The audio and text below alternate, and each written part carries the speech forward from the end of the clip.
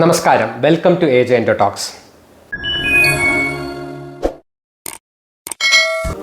ഇന്ന് ഞാൻ സംസാരിക്കാൻ പോകുന്ന വിഷയം ഡയബറ്റീസ് അഥവാ പ്രമേഹത്തിൻ്റെ റിവേഴ്സലിനെ പറ്റിയാണ്.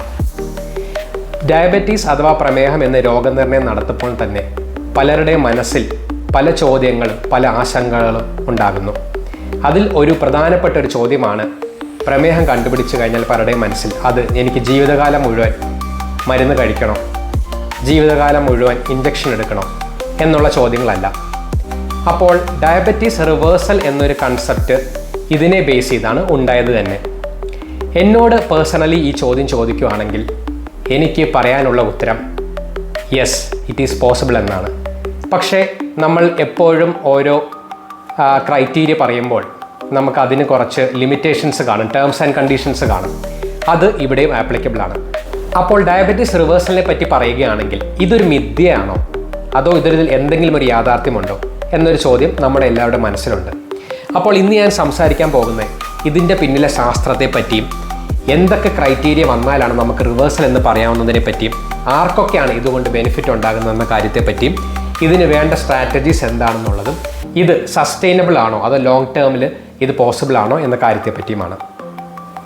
അപ്പോൾ പ്രമേഹത്തെപ്പറ്റി പറയുകയാണെങ്കിൽ നമ്മൾ ഈ റെമിഷൻ അഥവാ റിവേഴ്സൽ എന്ന കൺസെപ്റ്റ് ആക്ച്വലി ബേസ് ചെയ്യുന്ന ടൈപ്പ് 2 പ്രമേഹത്തെ പറ്റിയാണ്. എന്താണ് ടൈപ്പ് 2 പ്രമേഹത്തിൽ സംഭവിക്കുന്നത്? ഇപ്പം നമുക്കറിയാം, ടൈപ്പ് 2 പ്രമേഹത്തിൽ ഇൻസുലിൻ്റെ പ്രവർത്തനശേഷി കുറയുകയാണ് ചെയ്യുന്നത്. അഡ്വാൻസ് സ്റ്റേജസിൽ ഇൻസുലിൻ്റെ അളവും കുറയുന്നു.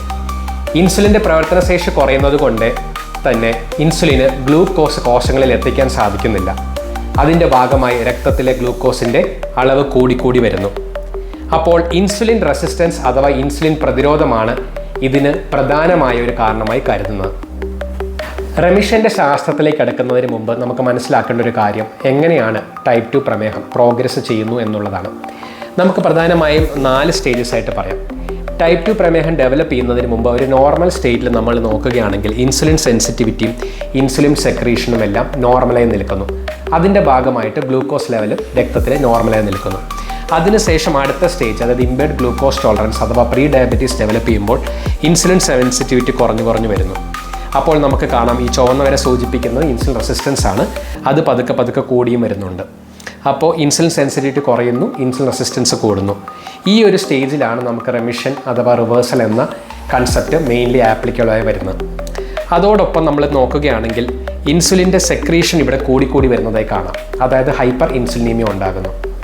അപ്പോൾ എന്താ സംഭവിക്കുന്നതെന്ന് വെച്ചാൽ രക്തത്തിലെ ഗ്ലൂക്കോസിൻ്റെ അളവ് മെയിൻറ്റെയിൻ ചെയ്യുന്നതിന് വേണ്ടി ശരീരത്തിൽ കൂടുതൽ ഇൻസുലിൻ ഉൽപ്പാദിപ്പിക്കേണ്ടി വരുന്നു, കോമ്പൻസേറ്റ് ചെയ്യുന്നു ഇൻസുലിൻ റെസിസ്റ്റൻസ് കൂടുന്നത് കൊണ്ട്. അപ്പോൾ ഇത് പ്രോഗ്രസ് ചെയ്ത് ഈ ഒരു സ്റ്റേജിൽ നമ്മൾ പ്രത്യേകിച്ച് ആക്ഷൻ ഒന്നും എടുത്തില്ലെങ്കിൽ പേഷ്യൻ്റ് പ്രീ ഡയബറ്റീസിൽ നിന്ന് ഡയബറ്റീസിലേക്ക് പ്രോഗ്രസ് ചെയ്യുന്നു. അപ്പോൾ ഈ ഒരു സ്റ്റേജിലാണ് നമ്മൾ ഡയബറ്റീസ് ഡയഗ്നോസ് ചെയ്യുന്നത്. അപ്പോൾ ഡയബറ്റീസ് ഡയഗ്നോസ്ഡ് ആയതിനു ശേഷം പേഷ്യൻ്റ് ഇൻസുലിൻ സെക്രീഷൻ ഗ്രാജുവലി കുറഞ്ഞു വരികയാണ് ചെയ്യുന്നത്. പക്ഷേ ഈ ഒരു സ്റ്റേജിൽ നമ്മൾ ഏർലി സ്റ്റേജിലാണ് കണ്ടുപിടിക്കുന്നതെങ്കിൽ നമുക്ക് ഇവിടെയും reversal or remission concept applicable ആണ്.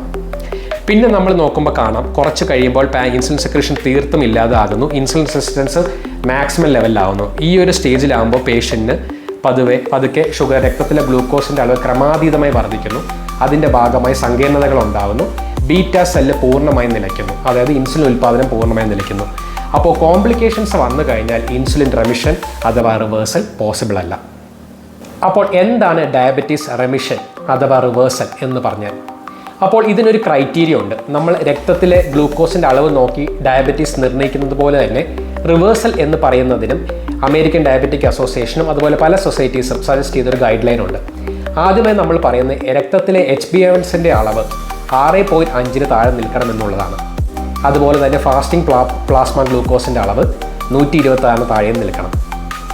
രണ്ടാമതായി പറയുന്നത് ഇത് ആക്ച്വലി ഒരു 3 മാസമെങ്കിലും ഇതേപോലെ മെയിൻറ്റെയിൻ ചെയ്യാൻ സാധിക്കണം പേഷ്യൻറ്റിന്. അതും ഗ്ലൂക്കോസ് ലോവറിങ് മെഡിക്കേഷൻസ് ഒന്നും എടുക്കാതെ തന്നെ, പ്രത്യേകിച്ച് മെഡിക്കേഷൻ ഷുഗറിന് വേണ്ടി എടുക്കാതെ തന്നെ ഈ പറഞ്ഞ 2 കാര്യങ്ങളും മെയിൻറ്റെയിൻ ചെയ്യാൻ സാധിക്കുമെങ്കിൽ നമ്മൾ അതിന് റെമിഷൻ എന്ന് പറയുന്നു. ഇതാണ് ഇതിന് ആപ്ലിക്കബിൾ ആയിട്ടുള്ള ക്രൈറ്റീരിയ. ഇനി ഇതിൻ്റെ പിന്നിലെ ശാസ്ത്രം എന്താണെന്ന് നമുക്ക് നോക്കാം. ഡയബറ്റീസ് റിവേഴ്സലിൻ്റെ പിന്നിലെ ശാസ്ത്രം. അപ്പോൾ നമ്മൾ പറയുന്നത്, ഞാൻ നേരത്തെ പറഞ്ഞു, ഇൻസുലിൻ്റെ പ്രതിരോധം കൂടിയിട്ടാണ് ടൈപ്പ് 2 പ്രമേഹം ഉണ്ടാകുന്നതെന്ന്.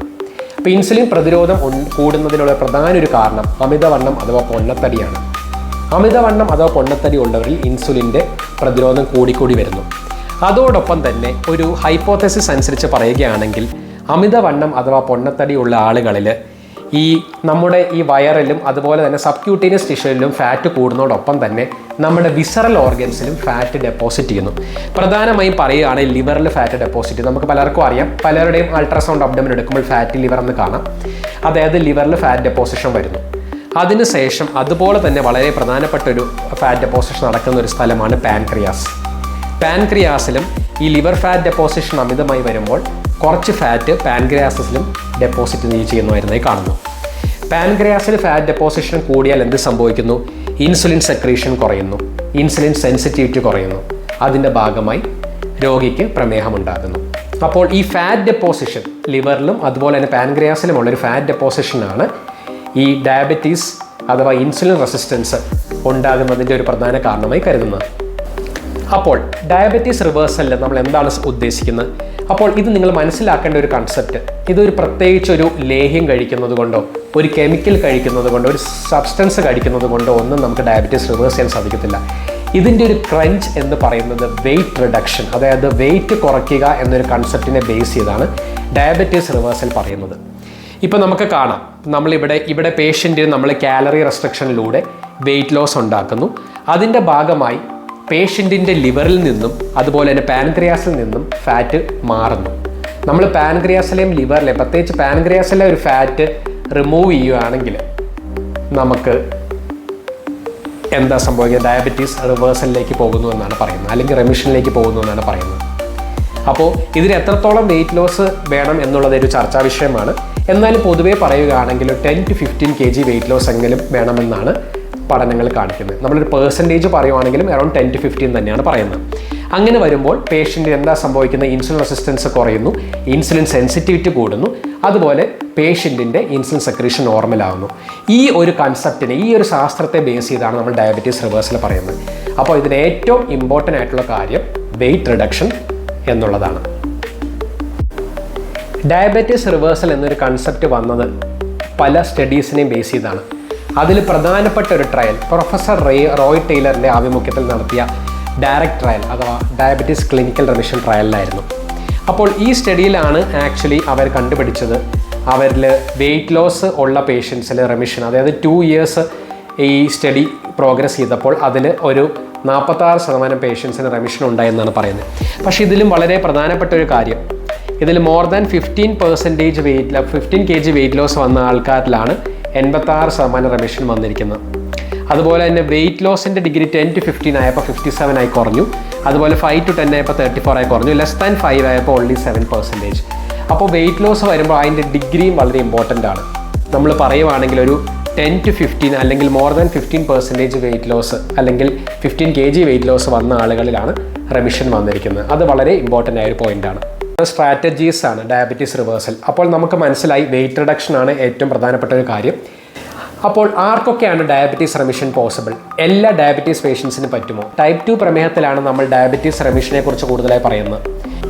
ഏറ്റവും പ്രധാനപ്പെട്ട മറ്റൊരു ക്വസ്റ്റ്യൻ, ഇത് സസ്റ്റൈനബിൾ ആണോ, അതായത് ലോങ് ടേമിൽ പേഷ്യൻ്റ് ഇത് സസ്റ്റെയിൻ ചെയ്യാൻ കഴിയുമോ എന്നുള്ളതാണ്.